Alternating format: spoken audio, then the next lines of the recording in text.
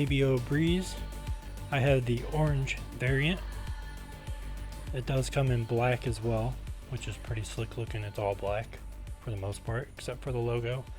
As you can see, this is one of my favorite features of the bike, is that it literally has one logo on the frame.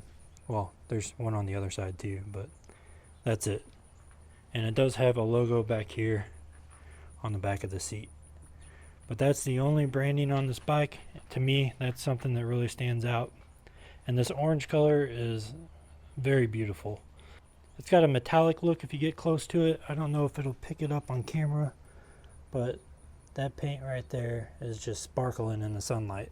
Now, this is my first orange bike since I was a kid. I'm partial to this one because I used to have an orange BMX bike that had white accents, and I love that bike. I rode it everywhere all the time. So I did receive this bike about a month ago, and I had to wait for some parts because things were damaged and weren't working during shipping. For one, I still need to change this, but the bell on the left brake lever was broken. The little trigger here to activate the bell was broke. I have one of those sitting in my house that I need to install. They did ship me one out. The charger for the battery, which is a 3-amp charger, and I really wanted that because that helps me charge things faster. It didn't work out of the box, so they had to ship me one of those. And then the front quick release skew, which is down here, one side was missing the spring that's supposed to be on each side, so it only had one spring. I'm not sure how that happened, but they did send me a whole new skewer with 2 springs, and so we did get all the parts, so that's good. It does have integrated fenders, and these are aluminum fenders. They're not plastic, which means they'll probably hold up better, but the plastic ones that I have on all my other bikes hold up really well, and they don't make any noise. So if you go down a gravel road, you're going to really hear the gravel kicking up inside these metal fenders, so keep that in mind. You do get a front and rear fender. It does have a integrated rear rack, which I really like this rack because it's narrow back here. It allows you to pretty much put any rear bike bag on the back of it without having any problems. Sometimes these rear racks are giant and your bag doesn't fit very well, so you have to do some modifications to make it work, like add extra Velcro or things like that. But yeah, so this bike has a really small, narrow rack, which is nice. It does have a front and rear tail light. It does have the rear kickstand, so you don't have to worry about pedal lock. The battery is removable to charge it inside. You just need to unlock it and it pops out. It's got a little handle here. I've seen these batteries on other bikes. They work really well. Easy to take off, easy to put on.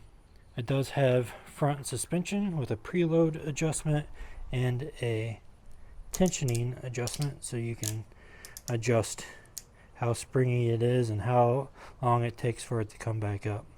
And it does lock in place if you want to ride it like a regular bike without front suspension. I don't know why you would want to, but there you go. You have your standard Altus derailleur. You see this on a lot of e-bikes. It does have street tires, which are really nice, so you don't have the knobbies, so that means you're going to get quieter sound on the street. They do have the reflective stripe around the tire, and they didn't put reflectors in the wheels, which is not something that's common. I guess they figured this is enough. I'm thankful of that because I just remove them anyways. I don't like the way they look. Moving up to the dashboard. So here's your screen and your controls. It's all built in. You just push the M button. It turns it on.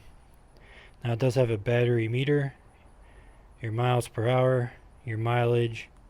You can go through, see your trip, how much time you've been on it, and your max speed. Now you go through your PAS levels with the plus and minus.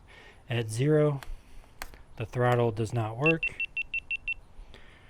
so you can disable the throttle, which is the way I prefer it, especially for beginners. You don't want to accidentally hit the throttle when your bike's on. You can shut it off at all times. So a lot of people like to shut it off when they come to stoplights or stop signs. We're going to put it in walk mode. So if you push and hold the minus, we're going to tilt it back a little bit. It puts it in the walk mode. Now it jumps up there pretty quick, but it's a slow 3 miles per hour. And you have to push and hold the minus button for it to work, which is a good safety feature. As soon as you let go, it shuts it off. Now to turn the headlights on, you push and hold the plus, and that activates the screen light, so you'll be able to see the screen at night. Your front headlight.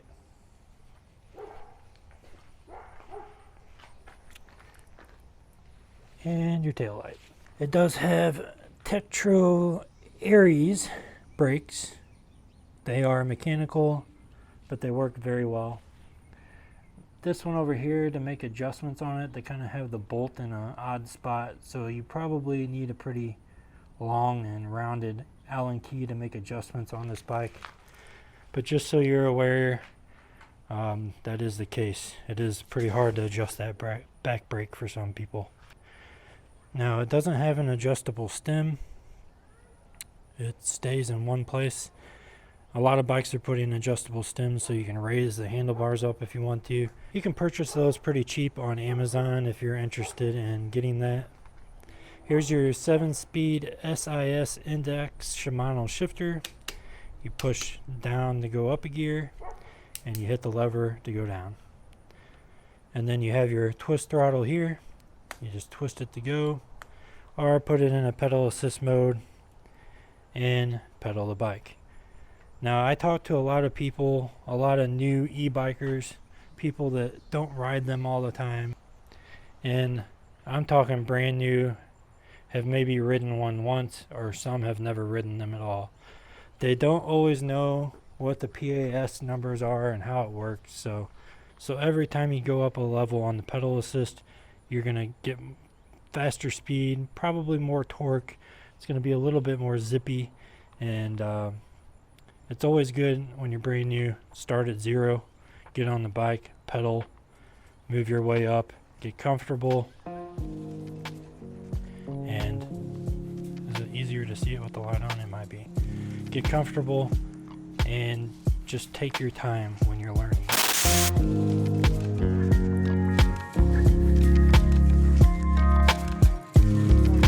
27. I'm on pedal assist 5, just ghost pedaling.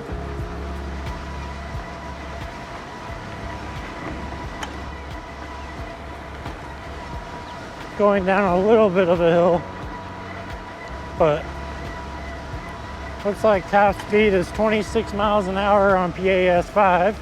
So PAS 5 top speed, 26 miles an hour. So let's drop it down, and we're gonna go down a few gears. We're in pedal assist 1. Here's the GPS speed reading.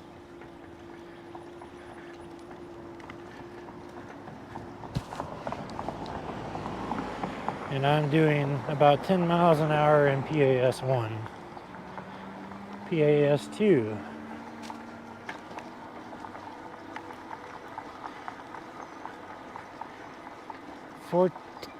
14 miles an hour PAS 2. I am going up a slight incline. Let's go to PAS 3, climb this hill, drop down some gears.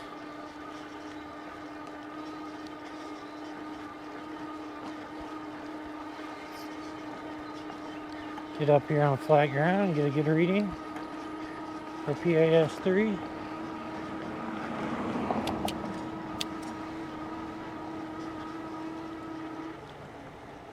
$17. It's a little bit of a busy part of the day.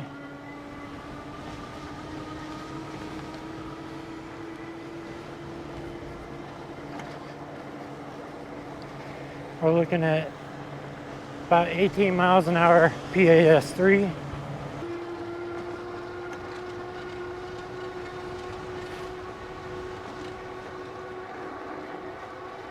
PAS4, we're doing 19, 20 miles an hour.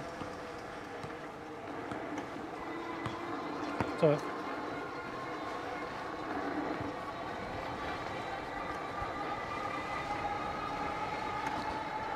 20 miles an hour PAS4, and we already did PAS5, which is 26.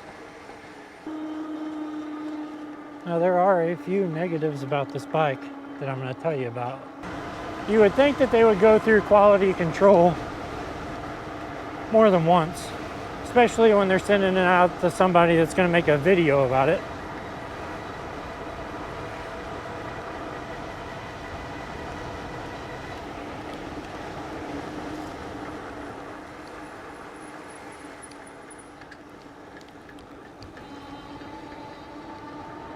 But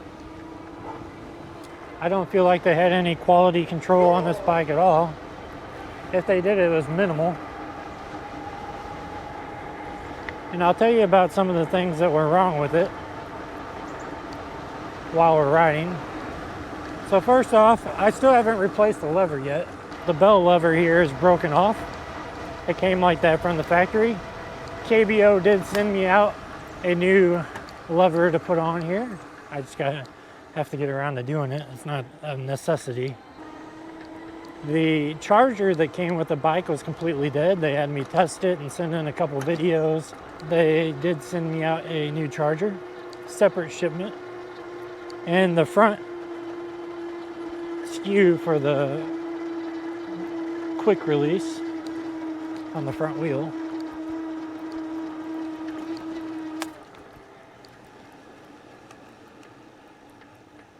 It was missing a spring. That's not a big deal, but it's missing one. You should have that. That should be a part that you should definitely quality control, because if you, for whatever reason, your front wheel flies off, now a spring's probably not going to cause that, but even so, they should still check and make sure that they have a spring on both sides of their quick release. Because if you're a new e-biker, if this is your first e-bike, you're probably not going to know any better. Now, my hopes would be that you would go and you would do some research.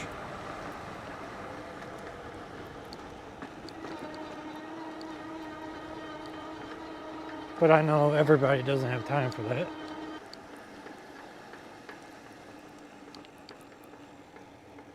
Now, I don't know if you guys can hear this, but there is definitely a clicking sound in the front end.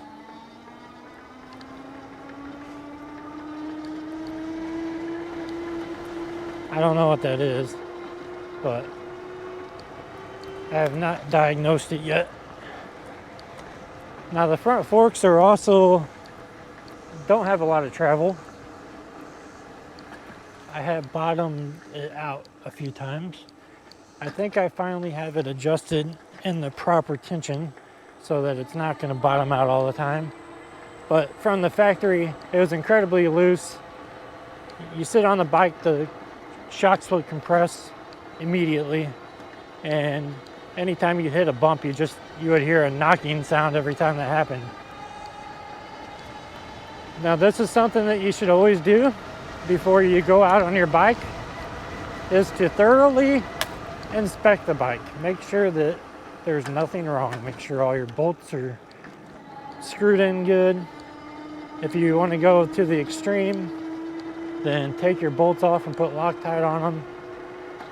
You never know if somebody's going to miss something. Putting these bikes together is a human process for the most part, at least this bike. And you don't always have 100% quality control. And that goes with every brand. So it is your job as an owner to thoroughly check your bike and make sure everything's working. Now, because I put these together weekly, I really know what to look for, but read your instructions, make sure you know what to do, don't miss anything before you go out on your first ride. would a KBO be a bike that I would want to get? Well, after testing it, compared to all the other bikes that I've tested, there are some gripes that I have that would steer me away from buying a KBO Breeze. Now, I've always liked the color of them. Before their version 1, they had orange rack on the back. I think they may have had orange fenders. I don't know. I'll correct myself if I'm wrong. But the very first version, which was last year, had orange accents. The 2021 version has black accents. Now, the black accents, personally, I think look better. I like the black and orange color scheme. I think that it stands out, and it is a really good looking bike. Now, if you can hear that, that's the hub motor. It vibrates the entire frame when you get up in the higher wattage, I would say. Because you can really tell a difference between this bike compared to others. Because it is literally vibrating the entire frame when you get into the mid-tier of your bike.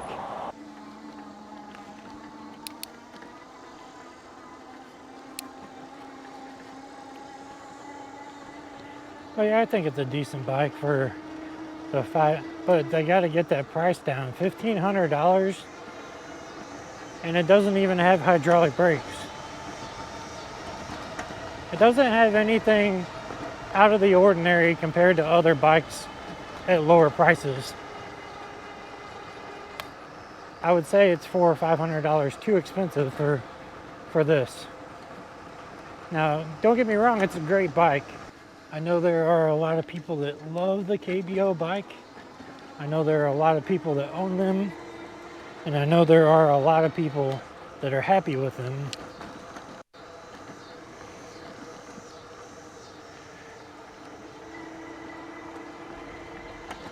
But that doesn't mean that it's worth the price. Now, they did ship me out new parts right away. But the problem is, it came from China.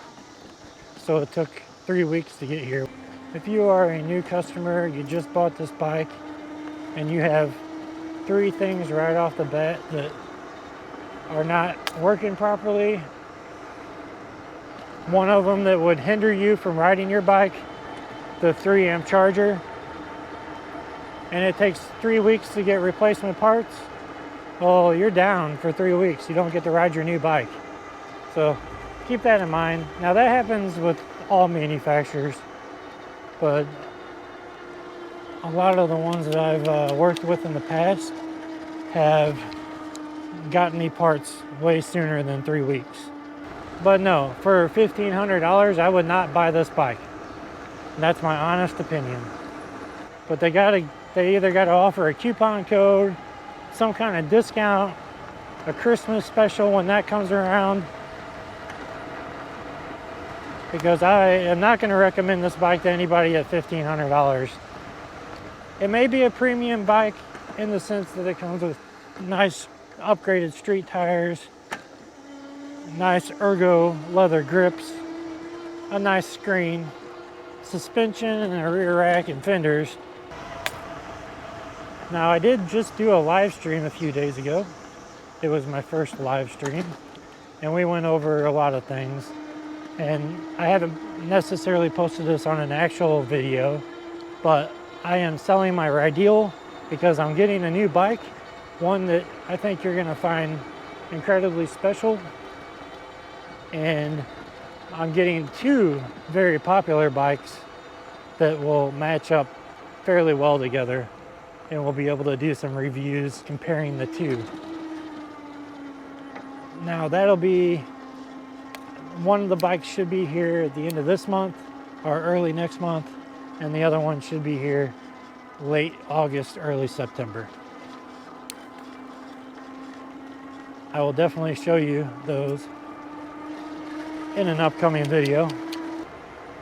Well, this is the initial impressions and overview of the KBO Breeze mid-step orange electric bike. Hopefully you guys enjoyed this. If you have any questions, leave them down in the comments.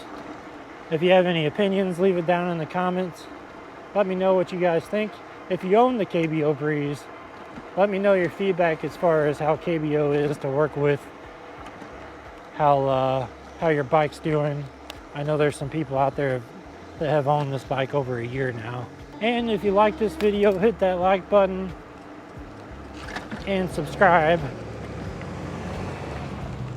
Liking, commenting, and sharing this video really helps out the algorithm. So if you could do that, that really helps me out.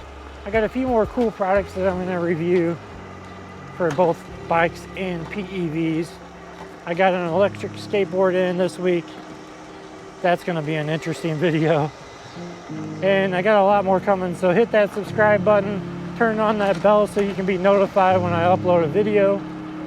And I will see you guys in the next one.